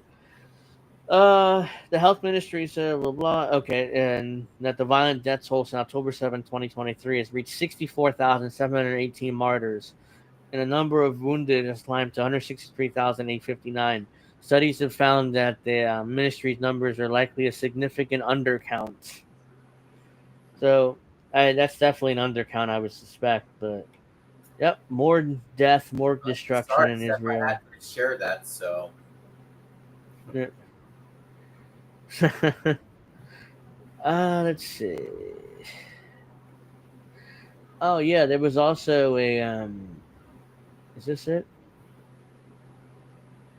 Yeah, there was also a shooting at a U.S. Naval Academy right around the time Charlie Kirk was killed too. So, Well, I know there was a school shooting as well. and there's also a school shooting too. Yeah, I forgot about that. All pretty much in the same day. A midshipman was shot and a law enforcement officer was injured Thursday during lockdown of U.S. Naval Academy as authorities investigated the threats made against the institution. The midshipman suffered a gunshot wound to his shoulder and was medically evacuated from the academy to be treated at a local hospital. The U.S. Naval Academy said on a statement on Friday. The midshipman was released from the hospital Friday. A member of the Naval Security Force also suffered minor injuries and was treated at a local hospital before being released. The Naval Academy and Naval Support Activities in Annapolis were put on lockdown at 5:07 p.m. Thursday, as authorities responded to threats against the academy and reports of suspicious activity. Faculty, students, and staff were urged to shelter in place for several hours. Ultimately, Navy and local authorities determined there was no active shooter threats. And how does somebody get shot? Like I just read that somebody got treated for a gunshot wound. Okay, I'm confused now. We want to clarify there was no active shooter to Naval Academy. This after 9 p.m. Thursday, the Academy confirmed that an unidentified individual had been injured as the Naval Security Forces were clearing a building. Several sources familiar with the events on Thursday told USNI News that the injured person was a Naval Academy midshipman who was hurt while law enforcement cleared Bancroft Hall. Wait. So the cops shot this guy by accident. That's what we're getting at. But that's what I'm reading here, because there was no active shooter, but they thought there was. So police clearing the building accidentally shot this guy, basically. But they didn't say they're indirectly saying it. It's like because several sources familiar with the events Thursday that the injured person was a Naval Academy midshipman who was hurt while law enforcement cleared Bancroft Hall. So that tells me that the cop shot this guy by accident. Jesus. The midshipman was wheeled on a stretcher to a Maryland State Trooper helicopter before 7 p.m. Thursday in an area near Beach Hall based on photos reviewed by USNI News. A full investigation of the incident is underway with Naval Criminal Investigative Services and law enforcement. We're grateful for continued support and collaboration of our local law enforcement partners, read the Academy's latest statement.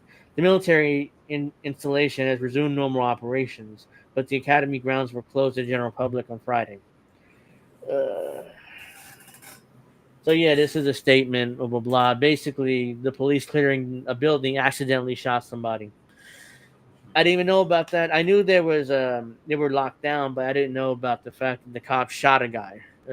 Basically, while trying to clear the building from allegedly some kind of threat. Oh God. No one gave a shit about the school shooting and just criticized people for not sucking the D of Kirk. Yeah, She's put kicked or whatever she put. I know what she meant, but yep. Basically, yeah, the school shooting was pretty much ignored because it happened the same exact time as what happened to Charlie Kirk. So let's see. Ah man, what a week. Let's see, got everything else. No, there's still Israel again. Israeli strikes of media offices killed at least 25 journalists in Yemen. So here we go again with Israel killing more journalists. As we covered last week or the week before, Israel purposely bombed a building in Gaza where they knew journalists were at and killed them anyway. So Israel is purposely targeting journalists. They're purposely targeting journalists. So let's read this again. An Israeli attack on Yemen hit the offices of two newspapers in Sana'a, killing dozens of journalists and civilians. The Yemeni Journalists Union condemned the attack, labeling it a heinous war crime. It's a war crime, and no, Israel doesn't care. Hey, Earl, you're late. We're almost done here, so. Hey, Earl. Yeah, we're a little late, but Hey, appreciate you coming on anyways. Make sure you like, and you can go back to from the beginning to watch. But yeah, we're all pretty much wrapping up here. Blah, blah. According to the Yenemi Health Ministry, the Israeli strikes hit the offices of 26 September newspaper. Wait, hit the offices of the 26 September newspaper and the Al Yemenen newspaper, killing at least 25 journalists. 26 September is the military's media outlet. Oh, okay. I thought I was reading that wrong. Yeah. Because I said 26 September newspaper. I was like, what? But it says the 26th September is the military's media outlet. Okay. And Al Yemen is one of the most read newspapers in the country. Let's see. The Yemenini Journalists Union said it strongly condemns the heinous war crimes committed by the brutal Israeli aggression on Wednesday, 10 September 2025, through its direct targeting of the offices of the 26 September newspaper and Al Yemen newspaper in the capital. The authorities report that at least 46 people were killed in the strikes across Sana'a on Thursday. A military facility and fuel station were targeted along with the media offices. The death toll was expected to rise as rescue and recovery efforts were ongoing. More than 165 people were injured. The majority of So those kills. I just want to Go ahead, say, please. Brock Lesnar F5 are truth, and that's what made it rip his pants. Oh, okay. I don't know. He kind of he kind of embraced it too, as if it was funny. I'll have to watch it and see how that happened. I mean, that's weird. But let's see. Okay, majority of those killed, 38, died in the strikes, which targeted residential areas. The latest Israeli strikes in Yemen are part of ongoing conflict between Tel Aviv and Ansar Allah. Ansar Allah, or the Houthis, control most of Yemen, including the capital city. After Israel began its onslaught and siege of Gaza, Ansar Allah placed a blockade of Israeli-linked shipping in the Red Sea. In response to the blockade, Israel and U.S. has repeatedly bombed Yemen, killing a large number of civilians. The strikes have failed to break the blockade, and Ansar Allah has responded by direct attacks on Israel with missiles and drones. The blockade is called this. Tulsi Gabbard used to be against the bombing of Yemen and all that stuff, and when she was running for president, now of course she's part of the administration. So. She's in the administration, so it's like you have to toe the line. You want that powerful job, So the blockade has caused significant financial losses to Israel's Red Sea ports. In July, the head of the port of Eilat warned that the facility may have to shut down without additional financial assistance from Tel Aviv. Yet, Yemeni leaders opposed to Ansar Allah warned U.S. senators that the strikes in Yemen have only empowered the Houthis. The warning was sent following an Israeli attack that killed political leaders, including the prime minister. So Israel keeps attacking countries for no reason, and they're pissing everybody. They're pissing off all their neighbors, basically. If you're a neighbor, you're surrounding. So crazy, like I said, how Israel has become the new Nazi Germany. It's just like, what the fuck? Yeah.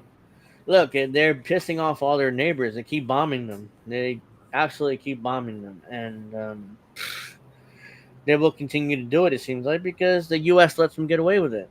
Because if the United States really wants to stop the war in Gaza, as they claim, just stop their funding.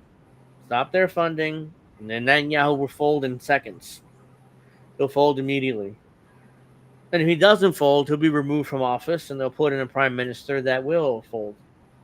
Well, they would probably bring in that guy, Naftali Bennett, or whatever his name is. Remember, they replaced Netanyahu with that guy a few years ago. Yeah, very briefly. Yeah, and then somehow Netanyahu came back. Didn't he win an election or something? Because get back into power. That's after he was charged with corruption, but he still won anyways, and now he's back in power. And he's desperately trying to stay in power because apparently he's supposed to be doing prison time as soon as he leaves office. So he won't leave office, obviously. Let's see. So, yeah. What is this? Oh, let me see this. Okay. Two U.S. Democratic senators slammed Gaza ethnic cleansing and report on Israel's visits. Let's see. Senators Merkley and Van Holland. They wrote, the weight of the evidence indicate that Netanyahu fears the end of the war will bring more public scrutiny and accountabilities for his actions leading up to October 7th. Senators Jeff Merkley of Oregon and Senator Chris Van Hollen of Maryland published a report on Wednesday categorizing Israel's policy in Gaza as ethnic cleansing. Yeah, dudes, what are you going to do about it? You keep voting for funding. Seriously, these two senators, alongside nearly every single Democrat, vote for funding for Israel every time. But they're giving us a virtue signaling report, like, oh yeah, what they're doing is definitely ethnic cleansing. Okay, so what you gonna do about it? I mean, you guys are in power. Same The thing as two, Bernie says, what Israel's doing to the Palestinians is unacceptable, but he will only call out Netanyahu, not Israel. So yeah. So the two also condemned Prime Minister Benjamin Netanyahu's government for blocking aid headed for the Strip. The senators, both longtime advocates for Palestinian rights, bullshit, and a negotiated peace, they write a bullshit as well. letter. Yeah, visited Israel and the West Bank in late August. In Gaza, Netanyahu's government is implementing its goal through the near total destruction of civilian infrastructure and uses food as weapons of war. The I report want read. to ask Steph something. Mhm. Did your son eat a corn dog like Pete Buttigieg would? I like that fair from a few years ago. That's a question for her there. Um, in the two senators condemn. Okay, a lot of senators. No. In Gaza, Netanyahu's government is implementing its goal. Blah, blah, blah. Okay, these policies are part of a calculated effort to drive Palestinians out of Gaza and making it impossible for them to live there or kill them. The report criticized past statements by Israeli officials about Palestinians leaving Gaza voluntarily. Any talk of voluntary departure is a cruel hoax, the report read. Departure is not voluntary when conditions are needed to support life are extinguished. The senators said in their report that they had met with families of Israeli hostages held in Gaza. uh, Some some have had their loved ones return home as part of an earlier agreement between Israel and Hamas. Others have lost their loved ones, they said. According to the senators, the weight of the evidence indicated Netanyahu fears the end of the war will bring more public scrutiny and accountability for his actions leading to October 7th. They also said the far right National Security Minister Itamar Ben Gvir and Finance Minister Bezalel Smotrich had pledged to bring down his government if the Prime Minister were to sign an agreement ending the war. So in other words, you have people further right than Netanyahu and his own government. It's like, oh yeah, if you agree to peace, I mean, we're taking you down. you So might want to bring up the video of Cope Pink confronting the Trump administration. I think it was yesterday. I think you may have heard oh about when it wasn't it in front of Daryl Isa's office? Oh no, you're talking about just wait yesterday when they confronted Trump and JD at the Vance. restaurant. You talking about the restaurant? That Wherever I video? don't know where it was, but it happened yesterday. Yeah, right. Let me just finish reading this. Some have described to dismiss Smotrich and Ben Gvir as fringe actors and solitary voices. That was once the case in Israeli politics, but is now certainly true today. They have become key elements of Netanyahu's coalition, and their views regarding both Gaza and the West Bank has been ascended in this Israeli government. So yeah, we have virtue signaling coming from the two senators there. They're not going to do anything about it, by the way. I just want to make that crystal clear. I don't do anything. Let me see if I can find that. It's like that meme I've shown before when Kevin Nash is like, "What are you gonna do about it? You're gonna do nothing. What are you gonna do about it?" Remember that clip I showed? Yeah, they're not going to do anything. They're just going to not do a damn thing about it.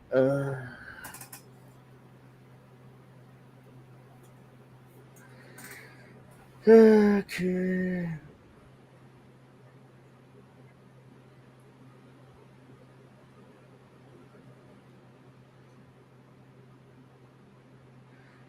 Not sure if it's this one. Hold on. I don't think it's this one. Yeah, there's a other video of the restaurant. This is him entering. Hold on. This is that's the video of him entering. Yeah, I think this may be the one, but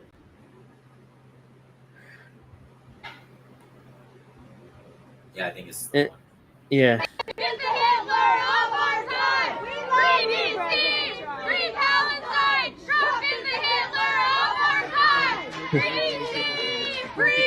He just does.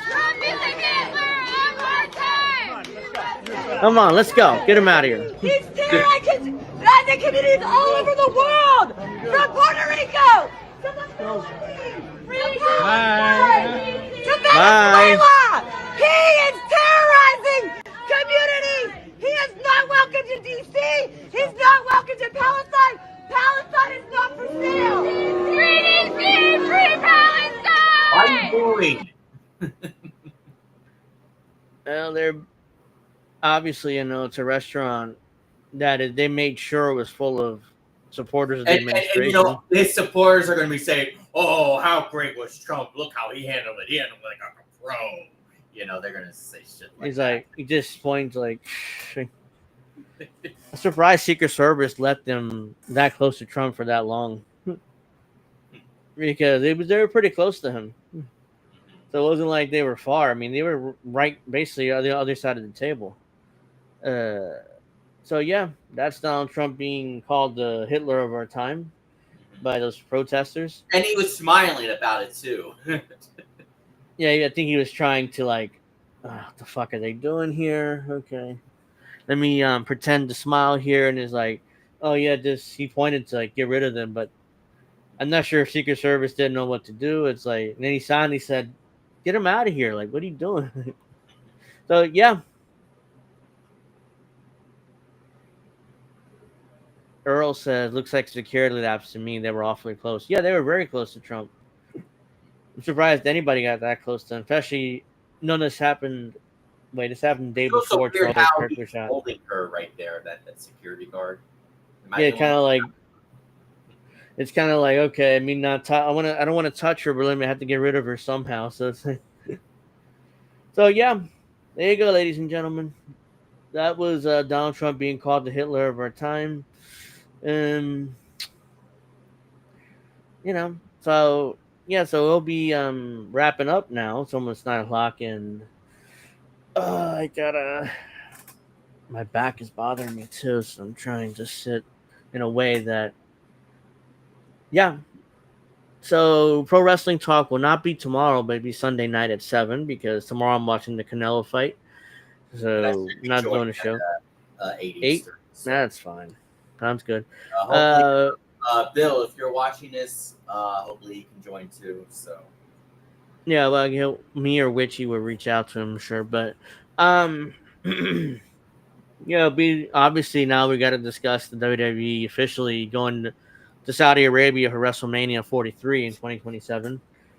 So I would be okay if they did it in London or Australia or other countries in Europe, but Saudi Arabia, really? I know, for TKO is all about the money. The Saudis really paid. They wanted a WrestleMania. They're really making Mr. McMahon look like a genius nowadays, or at least Mr. McMahon back. Yeah, they really are. They really are making Vince look like a good guy here. This how TKO is running WWE, they're really making Vince look like a good guy. Compared to Vince, is like, Jesus. I mean, I thought Vince was money hungry. You guys are so much worse. It's like Saudi Arabia, let's go to Saudi.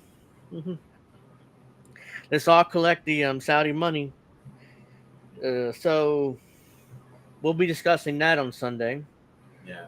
We'll also be that same stadium that they hold the what's that event called in Saudi Arabia? Crown Jewel.